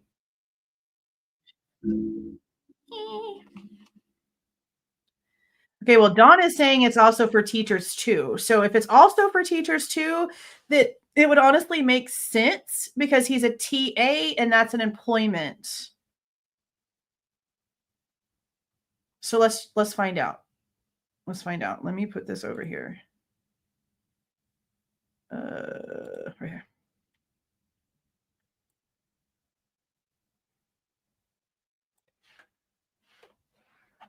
Okay. So let's get to let's look at the insurance card first.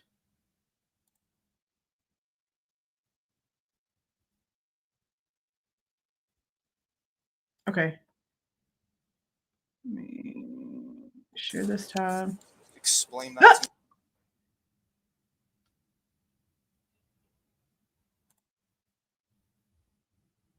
Slow down, hooker. Way slow. Pennsylvania. I don't even want to hear it. I just want to see it.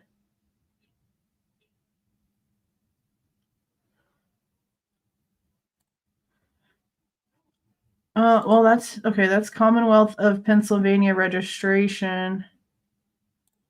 Where is the other part? Come on, show me the other piece of paper that you pop up in here. I know that's not the only one, is it? Is that it right here? That might have been it. Oh, stop. California Casualty, something company of Oregon? Hold on.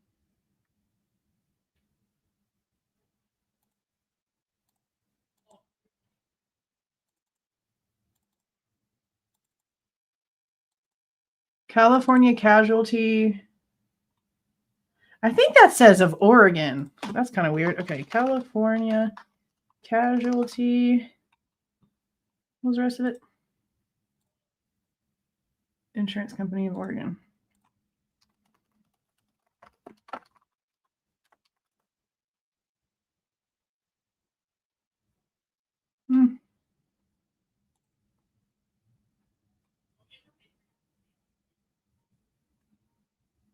California Casualty.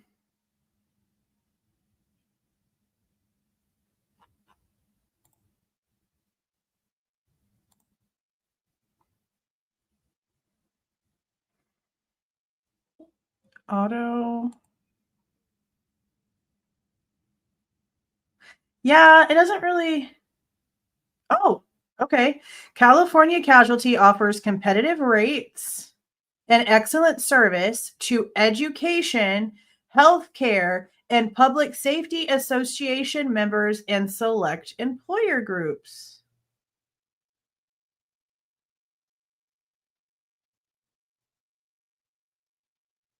Interesting.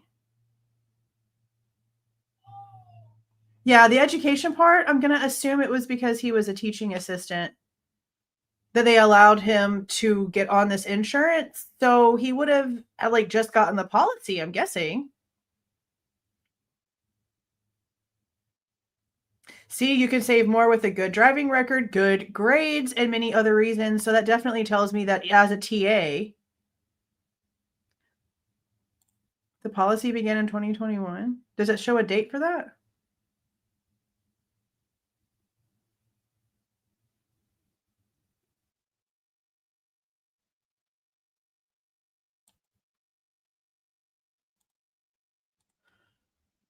Does it show anything?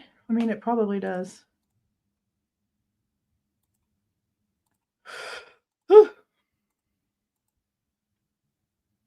Girl, I don't know how you could see them. No, this effective date is 7/1 of 22. I'm pretty positive that says 7/1 of 22. But that still would have been, what, just a few days really after he moved? Yeah. Just a few days after he really moved over there. And as you can see here, it says that it does cover, well, qualified customers in Arizona, California, Colorado, Idaho. Wait a minute. He's not in freaking Idaho. Kansas, Oregon. Isn't this Wyoming?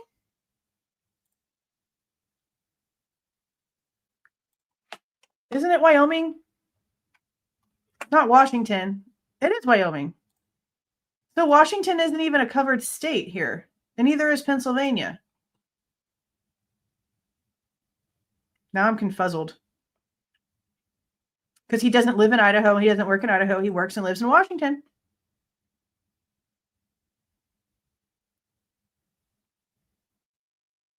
So that honestly makes it a little bit more confusing. Me too. I don't understand why they won't let us see it. What's the point? Unless he says something crazy in it about his his job profession, maybe? I don't think it said Washington on the paper. I mean, it might have for like his location, but it does not. I mean, shit, I'll call tomorrow and be like, hey, do y'all service Washington? Because I don't see it on your website. I mean, oh no, you're right. Look, it says Washington right here. Evidence of something vehicle. Bryan Kohberger, 1630 Northeast Valley. This is his Pullman, Washington apartment address. But why in the world does the website not say that they service Washington? But yeah, I would just assume. Does it? Yeah.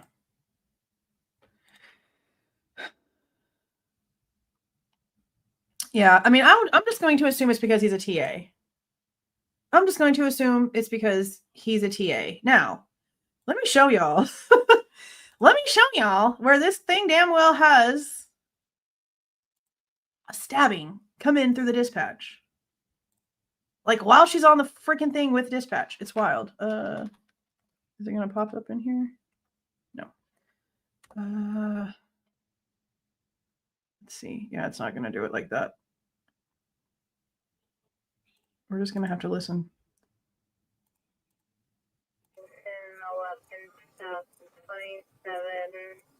The vehicle selling on a 2005 Hyundai Sonata. Copy. It should be an Elantra. Okay, tell me if you guys can hear this, because this is where it should start like saying some crazy stuff. Maybe it actually puts the dam. That's my bad. And we've gone through this part.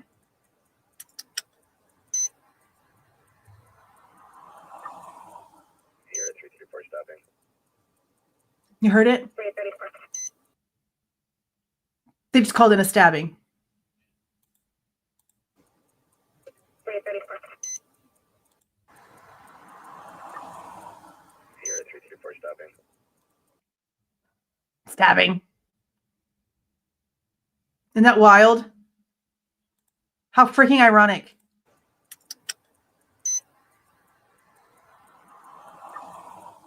Sierra 334 stopping.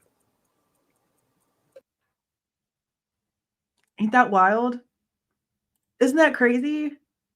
I was going back to try to like get more information from whatever was on his insurance card the other day, whatever. I was actually like getting clips of stuff. You heard it, Legendary? Yeah, y'all heard it. Isn't that wild?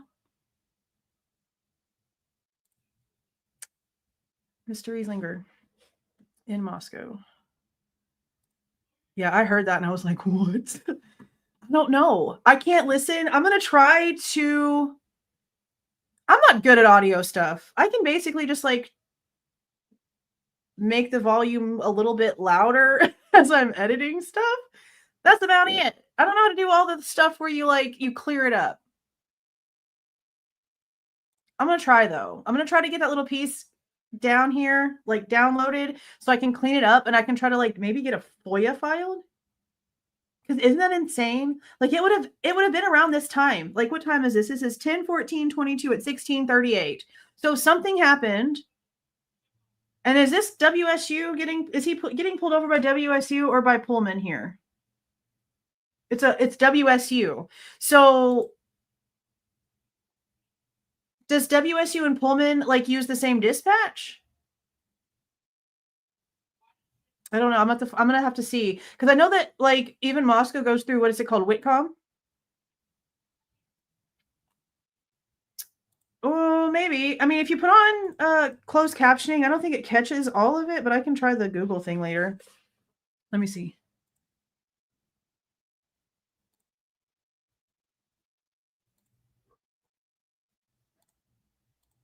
Yeah, it didn't even catch it. Sierra 334 stopping.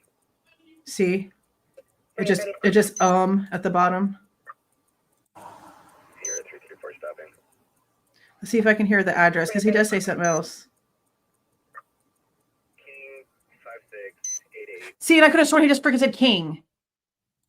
I'm not crazy. I am not freaking crazy, or else I would have done a video about this shit 3 weeks ago whenever I found it. But I'm telling you, he says something about a stabbing, and then the next freaking word, it's King. Sierra 334 stopping. 334. King 568889 through Idaho. King 566689 through Idaho. What? I'm so glad we're playing this because this has been freaking me out for a while. King 5689. Sierra 334 stopping. 334. King 568889 through Idaho. Will be stadium and Q parking lot. And then he says stadium. Stadium in the Q parking lot. That's what I heard from that, was stadium and Q parking lot. I did. I tried to type it into Google before. Here, let me just finish typing this part in here because that's what I heard. Isn't that freaking insane? Isn't that insane as shit?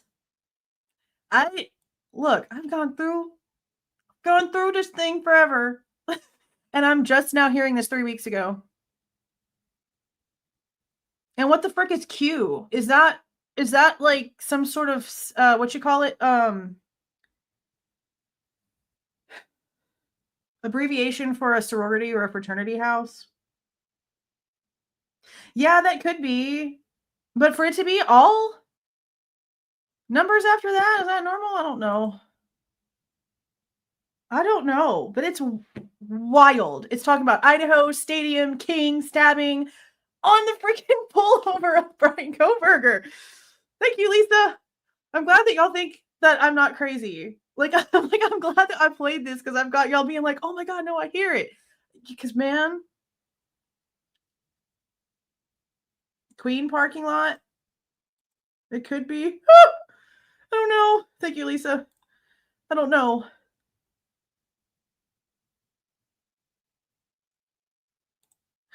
Like you thought he said K as in king? I don't know. It sounded like he just said king to me. I don't know. I'm gonna have to go back in. I've been trying to get it like I have been trying to get it cleared up. But that is just insane to me. How do we have this pullover and it's describing what we end up hearing later?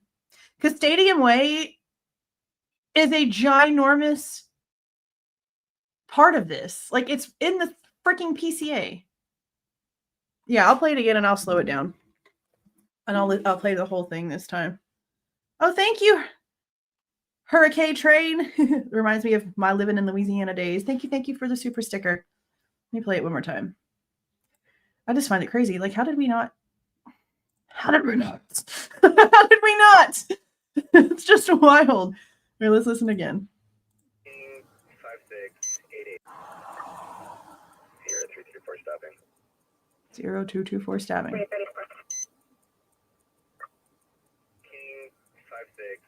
See, he just starts off king. He doesn't say K as in king. See, whenever I'm on the phone with insurance companies and I have to relay something, like let's just for an example, Blue Cross Blue Shield, all of their member IDs, except for federal, have 3 alpha characters before a whole bunch of numbers. So I have to say Y as in Yankee, U as in uniform, P as in Papa, whenever I'm relaying it, especially to the auto system.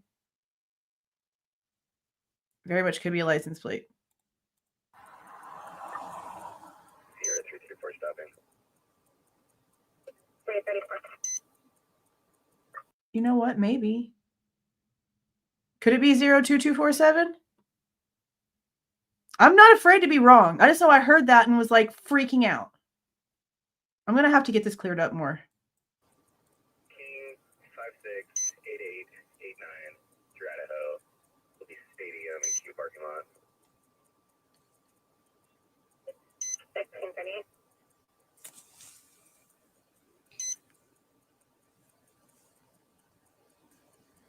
But see, here's my question here.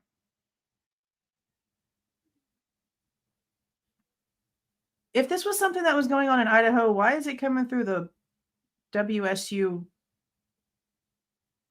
whatchamadoodler? I guess if they happen to chase him, maybe, whoever this person is, through Idaho.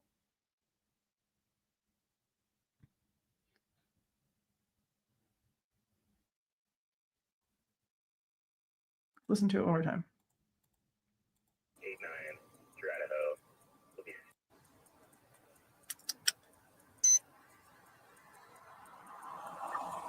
And see, look, you see the time jumps. It says 524, 529, 545, and that's whenever this stuff starts. And then it doesn't pick up anything else again until 602. And I don't even think Anthony is what's said.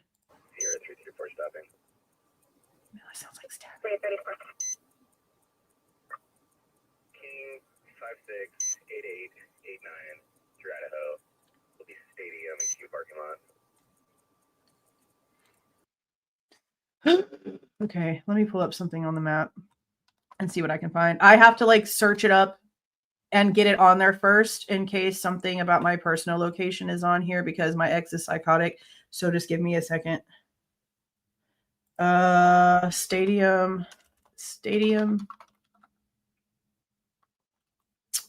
and Q. Moscow, Idaho. I don't know if that's going to pop up anything.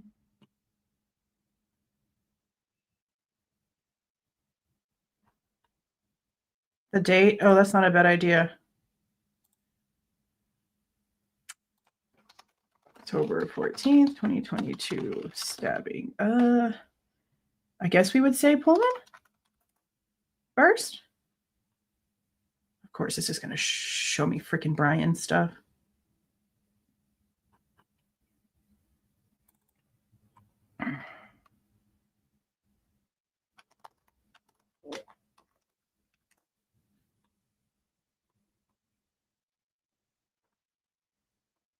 Everything is about Bryan. I'm going to have to search this off camera and try to get it to where it doesn't just show me stuff about Bryan. Because this is probably all that it's going to show me, especially on anything that's mainstream. Q pay parking lot.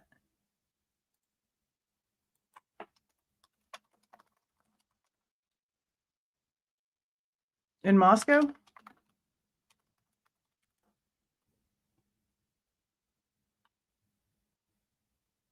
So Q public pay parking is in Pullman. This is safe to share.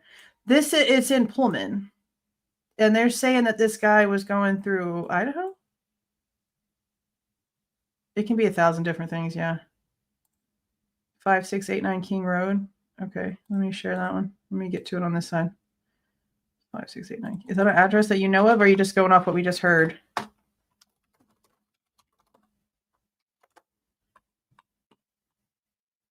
It doesn't exist. Or, oh shit, it's like literally the 3-point turn section. It's literally where the 3-point turn happened. Yeah, I don't know. I'm going to have to take that. See, this is like one of those tangent things. That's crazy that that's the 3-point turn address. Let's see. I typed in the 5689 from this right here, and it's the 3-point turn section, which is interesting because it's not even an actual address. It's not even an actual address, I don't think. See, everything is still blurred. Unless it's these. No, these are in the 11s. It is a rabbit hole. It is a rabbit hole. That's why I didn't come out and like say anything yet, because I was like, okay, I hear this, but I'm not sure if I hear this. So I was going to do some more research on it, but then, you know, we got talking about the insurance thing, and I was like, well, you know, since we're going to pull up that video. See, I also never understood why this part over here is blurred out. I never understood that. Like, I understand them wanting to blur out King Road, but I've never understood why they decided to blur out this other side. It's just a big, like, question. And I mean, you can't see anything from this side because these trees are in the way, and this part over here is so old. But I never understood why they blurred out that other part. It just didn't really ever make sense to me.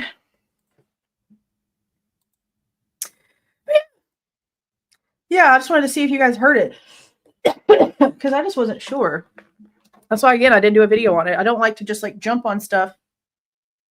Because I need to make sure that it's, like, legit and I'm not just, like, going insane. But I'm going to try to isolate that down a little bit and maybe do a FOIA and try to figure it out just based on the keywords.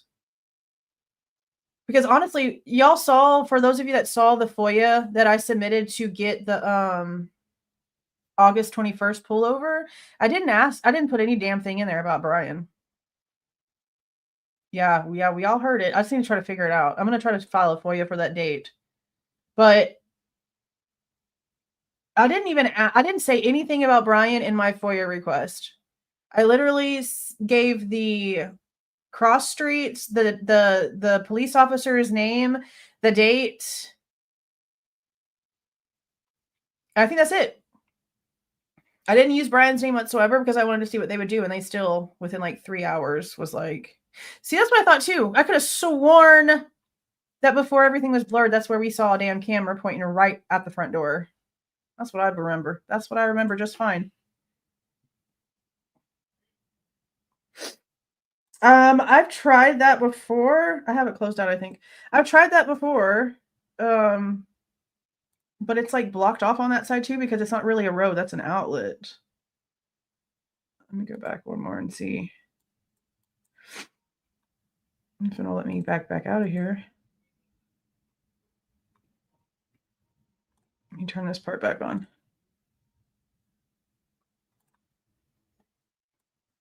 Because see, this part,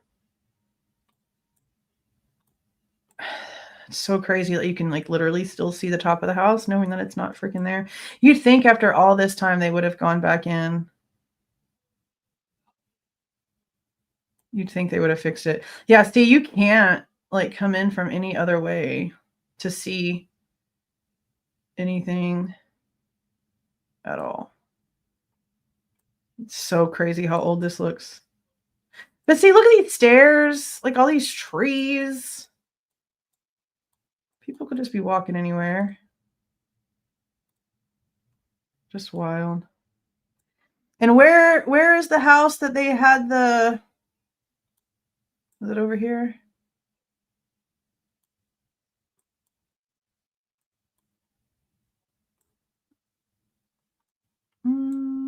I have it on the other video. Of the house where they actually have like the car. And not like the car, but it's like the only clear version of a car that they were actually able to get. And it has absolutely nothing to do with anything. Was it Ridge Road? Yeah. Hold on. 125 Ridge Road. In Moscow, bro. You know where I'm at.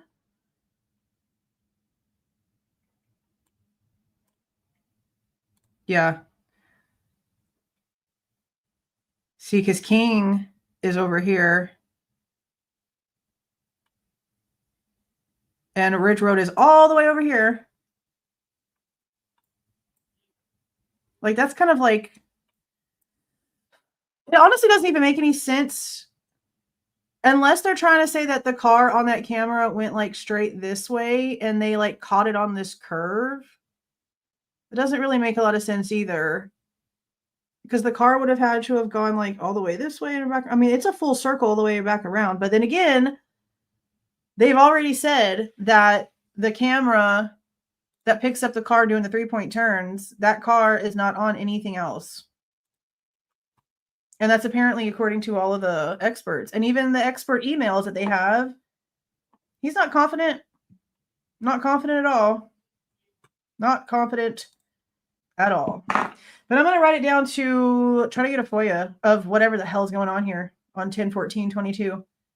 Because that was just insane to me that it sounded like it said that. Like, it's absolutely wild.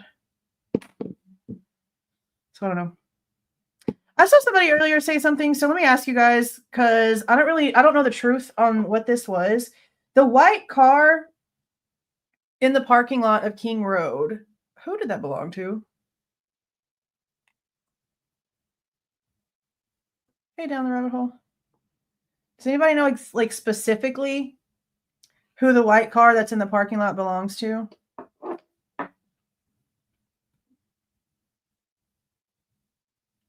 I could have sworn it was Maddie's.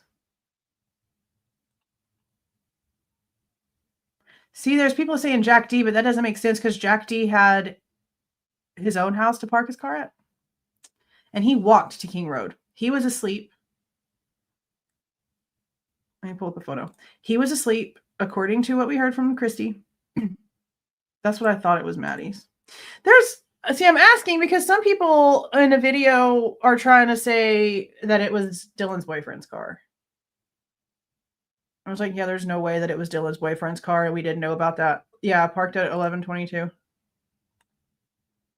I've been under the assumption the whole time that it was Maddie's.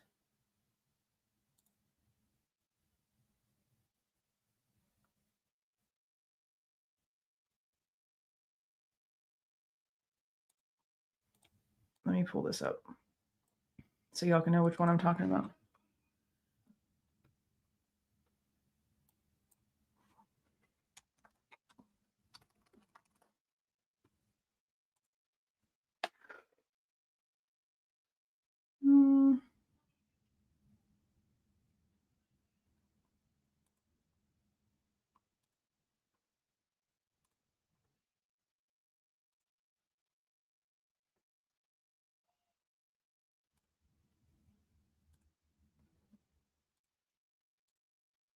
This one. I don't know if I can make this any bigger. This one.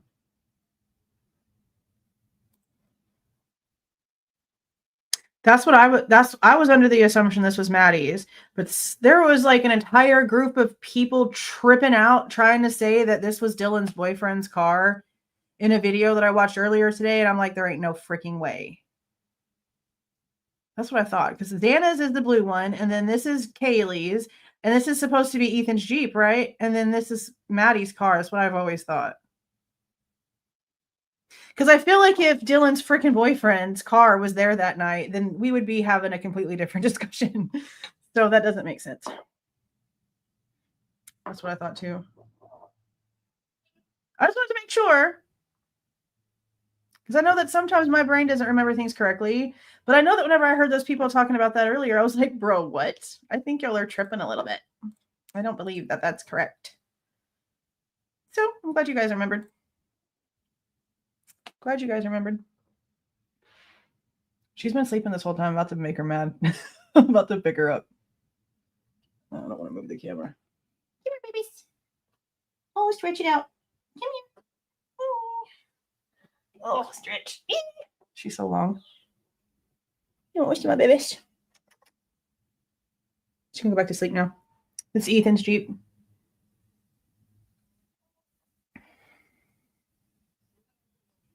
Yeah, the black one is supposed to be Hunter's, I think. That's why I thought he had a truck. I could have sworn the boyfriend, Dylan's boyfriend, had a truck.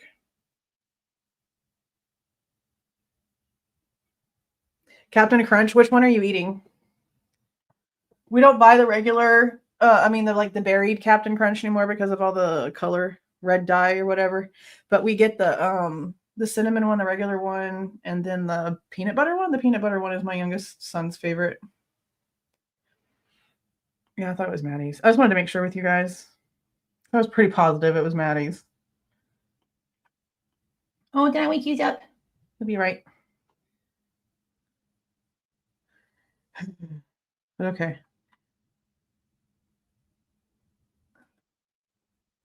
I guess that's going to be it. This went longer than I thought. But that's because we went down the rabbit hole of the dispatch, which is fine. I like doing little things like that too. Because it helps me remember that I'm not crazy. Because sometimes I wonder, am I mishearing this? Am I just thinking that it's there because of the way my brain is working? You shaking the whole table. What are you doing? Let me scratch you. Scratch you for you.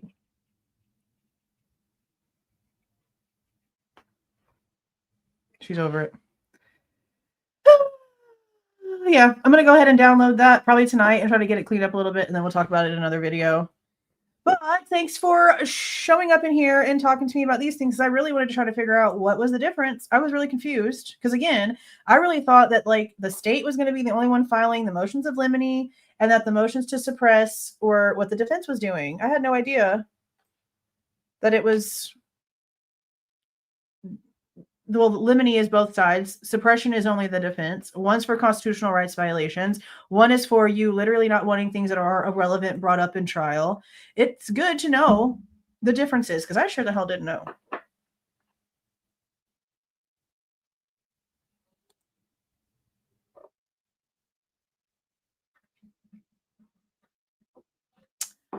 The 301 AM call that night to the cops. Why does that reporter never come across the Banfield body cam? What do you mean? The reporter doesn't come across the body cam? I don't know what you mean. Do you mean the DoorDash? Is that what you mean? I mean, the Banfield stuff is creepy to me. I think the perpetrators are running in the background. Honestly.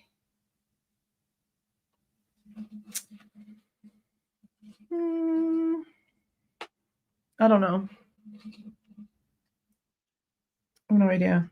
Yeah, my mind's blown. Yeah.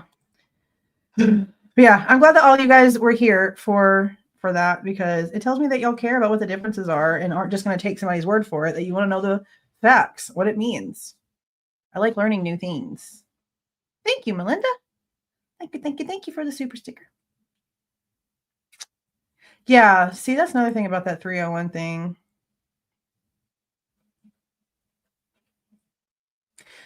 I almost feel like maybe that was like the cover up too, part of it. Like they had to get a distraction out there, so they just pulled in some fake crap. I don't really know. I don't like just like saying anything without having facts. I like, there's just so much here. There's so much here.